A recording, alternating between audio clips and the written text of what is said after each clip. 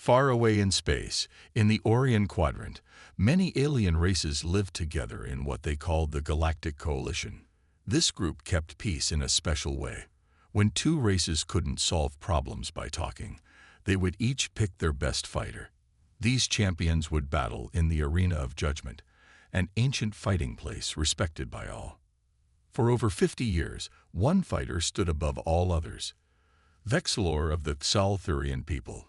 His race looked somewhat like tall, blue-skinned humans with 4 eyes and skin that shimmered like metal. Vexilor had never lost a fight. His strength, speed, and battle skills were legendary across the galaxy. The arena wasn't just about fighting. It was a sacred place where disputes ended forever, based on which champion won. This system had worked for centuries, preventing wars that might have killed billions. When humans finally discovered faster-than-light travel and joined the coalition in 2278, they were welcomed with caution. Humans were new to space, still rough around the edges, but with promising technology and resources. 6 months after joining, Earth found itself in a territorial dispute with the Xalthurians over mining rights in the Proxima Centauri system. Following coalition law, both sides needed to present champions for combat. The Xalthurian Council, as expected, chose Vexilor. Earth's selection committee reviewed thousands of candidates before choosing John Miller, a 34-year-old former Marine from Lincoln, Nebraska. John wasn't the strongest human alive, nor the fastest, but tests showed something special about him. He had an unbreakable will and a pain tolerance that confused alien doctors. The match was scheduled for the 3rd rotation of the next cycle, about 2 Earth weeks away. Representatives from 200 species would attend this historic first human combat in the arena. Then something shocking happened. Vexilor, the undefeated champion who had faced the deadliest beings in the galaxy without fear, announced his decision. "I formally decline combat with the human challenger," he stated before the Coalition Council. The chamber erupted in chaos. No champion had ever refused combat in the arena's 3,000-year history. The Xalthurian councilors looked horrified. Their own champion was bringing shame to their entire species. "Explain yourself, Vexilor," demanded High Counselor Genta, her voice echoing through the chamber. Vexilor stood tall, his 4 eyes fixed forward. "I have studied humans extensively. I believe combat with this species violates the spirit of the arena. I will not elaborate further." With that, he turned and left, ignoring the shouts behind him. On Earth, news of the refusal spread quickly. People were confused, some insulted. Did aliens think humans were too weak to fight? Was this some kind of trick? John Miller watched the broadcast from the training facility in orbit above Earth. He had spent weeks preparing, studying Xalthurian fighting styles, adapting to the arena's gravity. Now it seemed his fight would never happen. "I don't understand," he told his trainer, Sam Lewis. "Why would the greatest warrior in the galaxy refuse to fight me?" Sam shook her head. "The Coalition is sending a diplomat to talk with the Xalthurians. Until then, we keep training." As John returned to his exercises, he couldn't shake the feeling that something important was happening. Something bigger than one fight, bigger even than Earth's first interstellar dispute. Somewhere in the stars, an alien champion had looked at humanity and seen something that made him break thousands of years of tradition. The question wasn't just why Vexilor refused to fight. The real mystery was what he knew about humans that humans themselves didn't understand. Kate Reynolds sat alone in the shuttle as it descended toward the Xalthurian homeworld. Through the viewport, she watched the planet's surface come into view. Vast cities built from spiraling crystal towers that caught the light of 3 distant suns. For most humans, this would be an exciting moment. For Kate, it was just another difficult job.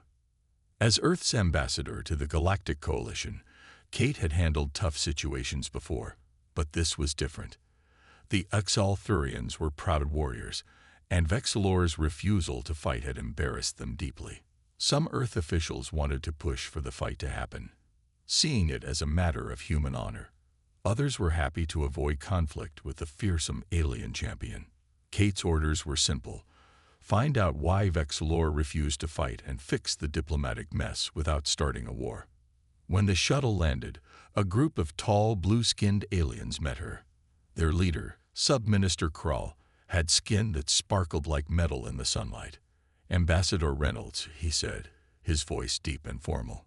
"Welcome to Pevzalfur. We apologize for our champion's unusual behavior." Kate smiled politely. "Thank you for allowing me to visit. I hope we can understand each other better." Krull led her to a floating platform that took them to her quarters, a beautiful room high in one of the crystal towers. "Rest now," he said. "Tomorrow we will begin discussions." But Kate didn't rest. As soon as she was alone, she contacted her assistant back on the Coalition space station. "Any luck finding Vexilor?" she asked. "Nothing official," replied Alan Wright, her human aide. "But word is he's in the southern desert, living alone. The Exalthurians consider him disgraced now." Kate frowned. "They won't help us reach him, then?" "Not officially," Alan said. "But I found someone who might. Local guide named Zivra. She's not exactly friends with the government." "Perfect," Kate said. "Set it up." The next 3 days were filled with formal meetings. The Exalthurian Council expressed deep regret about Vexilor's decision, but claimed they couldn't force him to fight. Kate knew they were hiding something. On the 4th night, she slipped out of her quarters and met Zivra, a smaller Exalthurian with only 3 eyes, apparently a rare birth difference that made her an outsider in their society. "You wish to find the one who refuses to kill your champion," Zivra said. "Interesting. Most seek Vexilor to challenge him, not talk." "I need to understand," Kate explained. Zivra studied her. "Understanding is good. Come." They traveled through the night on a small skimmer, racing over desert sands beneath twin moons. Near dawn, they reached a simple stone building half buried in the sand. "He is here," Zivra said. "I will wait. He may kill any Exalthurian who approaches now." Kate walked alone to the door and knocked. For a long moment, nothing happened. Then the door slid open. Vexilor towered over her, nearly 8 feet tall. His 4 eyes blinked in sequence as he looked down at her. Up close, she could see the scars covering his blue skin, marks from hundreds of battles. "Human female," he said, his voice surprisingly soft. "You have traveled far." "I need to know why," Kate said simply. "Why refuse to fight our champion?" Vexilor stood still for a moment. Then he stepped back from the doorway. "Enter, Ambassador Reynolds. I have been expecting someone like you. What I have to say may change how your people see themselves forever." Kate stepped inside, her heart beating faster. Whatever secret this alien warrior held about humanity, she was about to discover it. Vexilor's home was simple. 1 room with few items. Just a sleeping mat, some weapons on the wall, and a strange device that looked like a water fountain. Kate sat on a stone bench while Vexilor stood, his 4 eyes blinking as he studied her.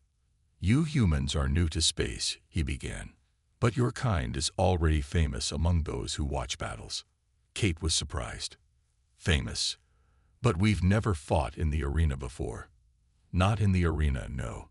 Vexilor touched a panel on the wall. A screen appeared in the air between them.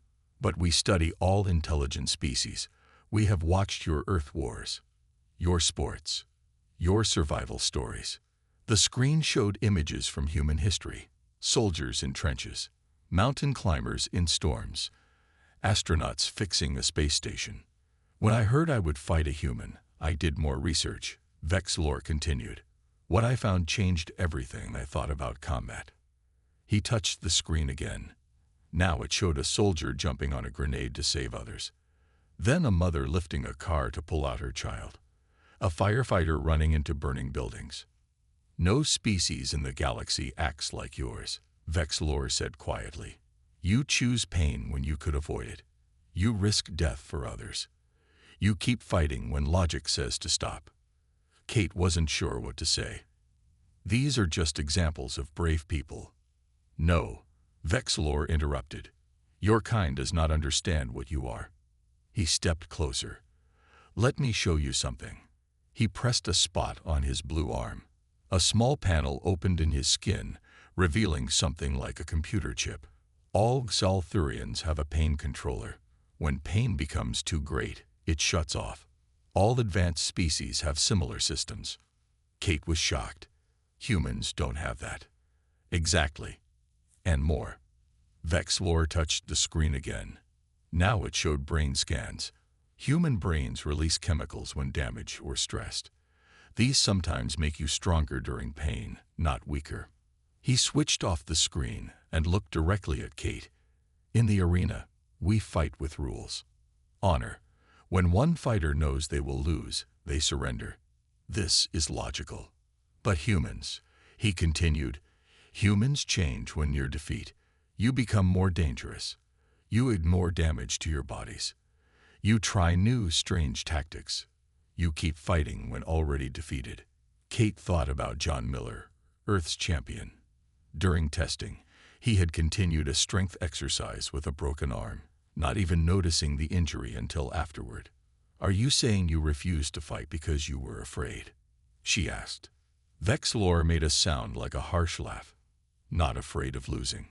Afraid of what I would have to do to win. His voice became softer. Your champion would not surrender when beaten. I would have to kill him. This is not the purpose of the arena. We settle disputes through combat skill, not through destruction. Kate was beginning to understand. So you refused out of respect? Yes. And concern. Vexlor picked up one of his weapons from the wall, a curved blade. The Coalition has rules for arena combat based on how normal species behave. Humans are not normal. Your survival drive is too strong. He put the weapon back carefully. If humans became known as impossible to defeat except by killing them, what would happen? All disputes with humans would end in death. This serves no one. Kate sat quietly, thinking about what she had learned.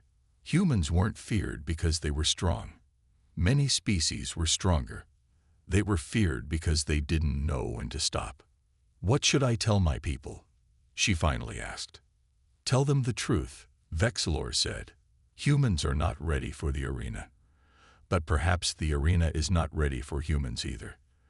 There may be a better way forward than combat. As Kate left the stone house, she realized she had come seeking an answer about one alien's choice. Instead, she had discovered a truth about her own species that would change everything. Kate returned to her quarters in the crystal tower, with Vexlor's words echoing in her mind. She needed more information. If what the alien warrior said was true, there might be evidence of it in Coalition records. She contacted her assistant, Alan, on a secure channel. I need you to do some digging, she told him. Look for any classified records about human interactions with other species, especially anything about combat or challenges. That won't be easy, Alan replied. Coalition security is tight. I know someone who might help, Kate said. Greg Daniels. He works in the Coalition archives. He owes me a favor from the Proxima trade agreements. 2 days later, Kate sat in her room reviewing the files Greg had secretly sent. What she found made her hands shake. There were 3 separate incidents that had been hidden from Earth officials. In the first, a human mining crew had been captured by Vordax pirates. The standard procedure was to surrender and wait for ransom negotiations. Instead, the 5 humans overpowered their 15 captors despite serious injuries. The Vordax Council later requested that humans be banned from certain trading routes. The second incident involved a human diplomatic security officer who continued fighting after being poisoned with a toxin that should have paralyzed any living being. The report noted, subject displayed combat effectiveness despite organ failure. The third case was most disturbing. A Coalition research vessel with mixed species crew, including 1 human, crashed on an ice planet. When rescue arrived 3 weeks later, only the human survived. Medical analysis showed he had broken his legs, but crawled for miles in freezing temperatures to reach emergency supplies. The conclusion of this report read, The Trellix ambassador has formally requested no humans be assigned to joint research missions. Reason cited: concerning neural endurance and unpredictable survival responses. Kate was still reviewing the files when her room door chimed. Standing outside was Sub-Minister Krull, looking nervous. "Ambassador Reynolds," he said stiffly, "the High Council requests your presence immediately. They are aware of your meeting with Vexlor." 30 minutes later, Kate stood before the tall Thurian High Council, 7 elderly aliens seated on tall crystal thrones. Their chamber was huge and cold, designed to make visitors feel small. "You have violated diplomatic protocol," the center figure said, "and accessed restricted information." Kate didn't bother denying it. "You've been hiding the truth about human interactions with the Coalition." "Why?" The council members looked at each other. Finally, the leader spoke again. "For stability.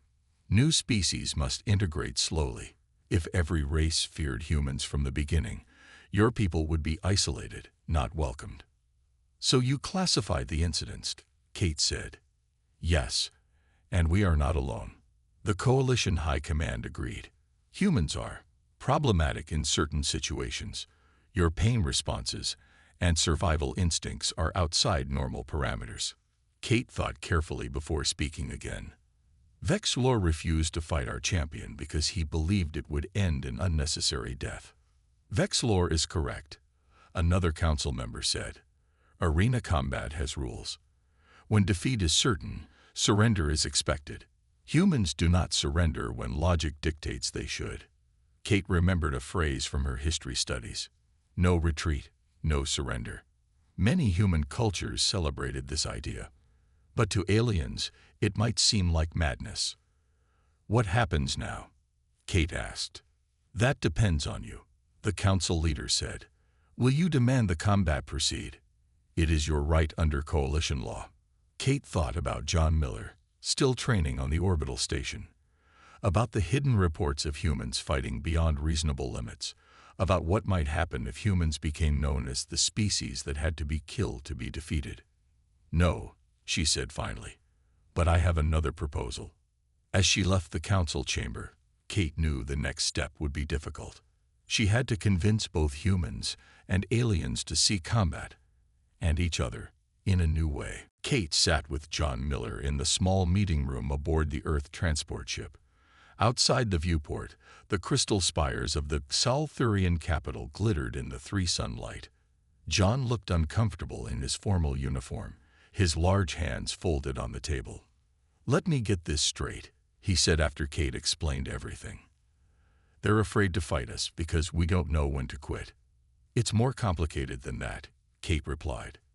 "The arena isn't just about winning. It's about resolving conflicts in a controlled way. If one side has to kill to win, it defeats the purpose." John frowned, running a hand through his short brown hair. "So what do we do? Just walk away? Earth needs those mining rights." "I have an idea," Kate said, "but I need your help." She showed him her tablet with a proposal she had worked on through the night. John read it slowly, his expression changing from confusion to interest. "This could work," he finally said, "but the Thurians would have to agree." "That's where Vexlor comes in," Kate said. "He started this by refusing to fight. Maybe he can help us finish it with something better." 3 days later, Kate and John stood before the Coalition Grand Council.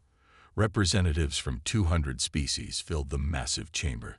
The mining dispute had become something much bigger, a test case for how humans would fit into galactic society.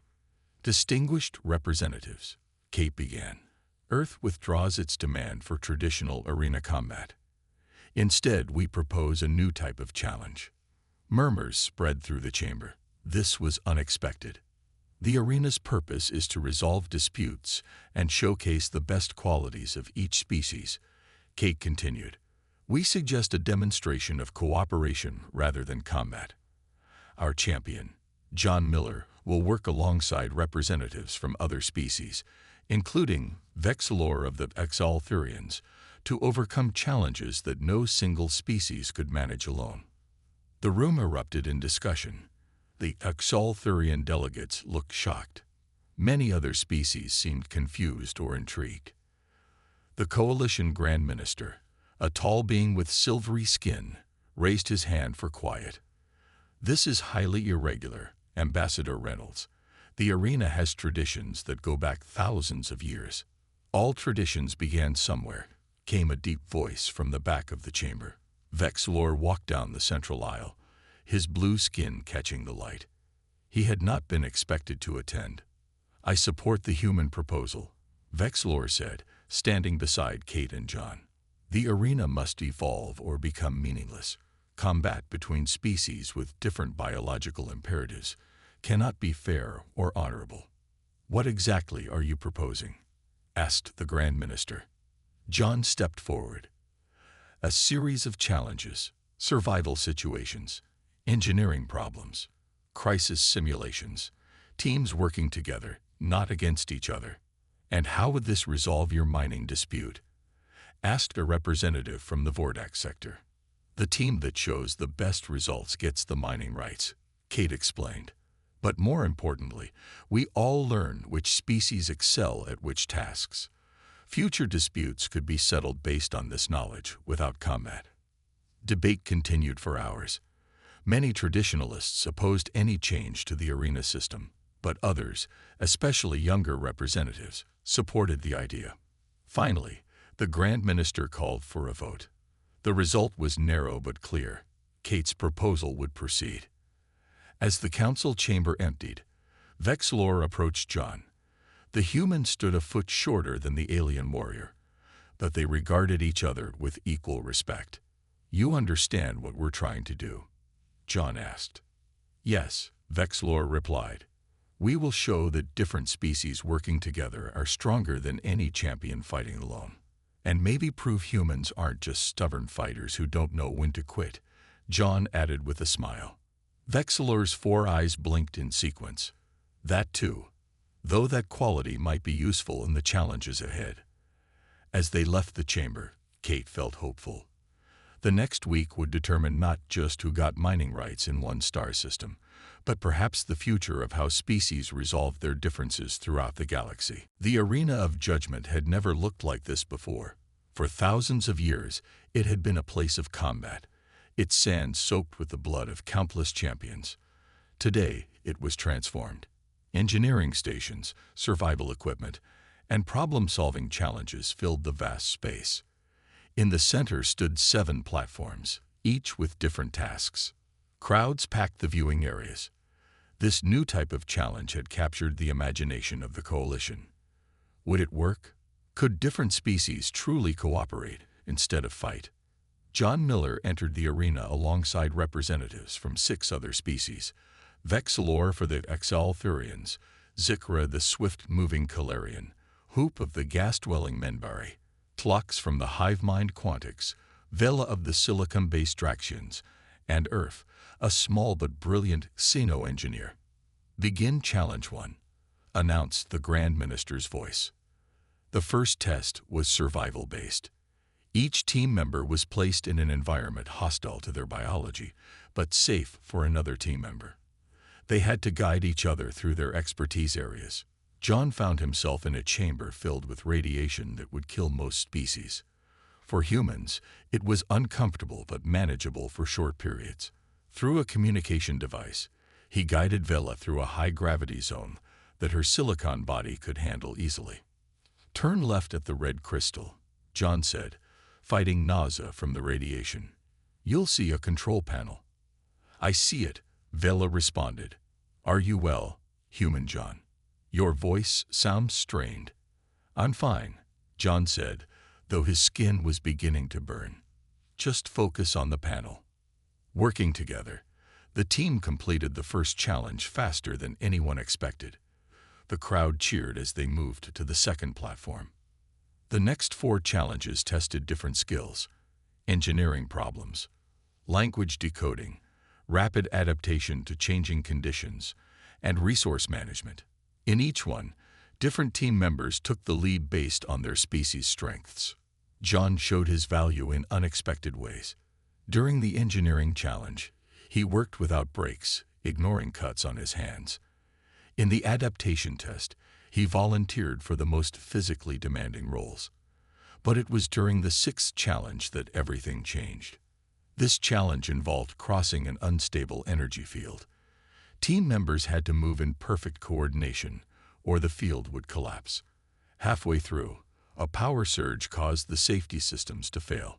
The energy field began to destabilize. Vexilor, who was nearest to the control panel, was suddenly trapped as a metal support beam collapsed. Energy began to build around him, reaching dangerous levels. Without hesitation, John ran into the field, though warning alarms blared. The announcer's voice echoed through the arena. Human representative, return to safety position immediately. John ignored the command. He reached Vexilor and lifted the beam, allowing the alien warrior to escape. But now John was trapped as the energy built to critical levels. Leave now, human, Vexilor shouted from safety. The field will discharge in seconds. John looked at the control panel just beyond his reach. With a final push, he lunged for it, pressing the emergency shutdown even as energy rippled across his body. He collapsed as the field died. Medical teams rushed in. The arena fell silent as they worked on John. After tense minutes, he sat up, his uniform charred but alive. The crowd erupted in cheers. Vexilor approached and extended his hand to help John stand. A gesture he had learned was important to humans. You risked death to save me, Vexilor said. Why? John shrugged, wincing from his burns. We're a team. That's what teammates do. The final challenge was canceled as the medical team insisted John needed treatment. As he was carried from the arena, the crowd chanted his name. But it wasn't just for him. They were celebrating something new. For the first time, the arena had showcased cooperation instead of combat. In the control booth, Kate Reynolds watched with tears in her eyes. The demonstration had worked better than she could have hoped. The footage was being broadcast to thousands of worlds, showing humans not as dangerous fighters who never surrendered, but as beings willing to risk everything for others, even aliens they barely knew. 6 months passed since the events in the Arena of Judgment. The Galactic Coalition had changed in ways no one could have predicted. In a bright meeting room on the Coalition Central Station, Kate Reynolds looked out at the stars. She was waiting for the committee members to arrive. As head of the new Cooperative Resolution Committee, she had spent months turning the idea from the arena demonstration into a real system for solving problems between species. The door slid open, and John Miller walked in. His left arm still showed faint scars from the energy burns, but he moved easily now. After his actions in the arena, John had become famous throughout Coalition space. Many species now studied humans with interest rather than fear. Ready for the big vote? John asked, sitting beside Kate at the round table. As ready as we'll ever be, she replied. If they approve the Miller Protocol today, it changes everything. John smiled at the name. Still feels strange having a galaxy-wide policy named after me. You earned it, Kate said, though Vexilor deserves just as much credit. As if summoned by his name, Vexilor entered the room. The blue-skinned warrior looked different now. He wore the formal robes of an ambassador rather than battle armor. After the demonstration, the Solthurian Council had asked him to serve as their first cultural attaché to Earth. Good morning, my friends, Vexilor said, his 4 eyes blinking in sequence. The Grand Minister's ship has docked. The vote will begin soon. More committee members arrived, representatives from 30 key coalition species. They had spent months reviewing the new protocol, suggesting changes, testing it in small disputes. The Grand Minister entered last. The room fell silent as the tall, silver-skinned being took his place. Today we vote on replacing combat challenges with the cooperative system demonstrated 6 months ago, he announced. The Miller Protocol would end thousands of years of arena combat tradition. This is not a small change. One by one, representatives voted. Some old-fashioned species voted against it, preferring the traditional ways. But when the final count came in, the result was clear. The Miller Protocol was approved. From this day forward, the Grand Minister declared, disputes between coalition members may be resolved through cooperative challenges rather than combat, if both parties agree. After the meeting, Kate, John, and Vexilor walked through the station's garden level. Plants from 100 worlds grew here, creating a peaceful place to talk. We've only just begun, Kate said. Many species will still choose combat. True, Vexilor replied. Change comes slowly. But now there is a choice. That is important. John stopped beside a small cactus from Earth's Arizona desert. It's strange to think this all started because you refused to fight me, he said to Vexilor. The alien warrior reached into his robes and pulled out a small container. Inside was a tiny cactus plant, similar to the one they stood beside.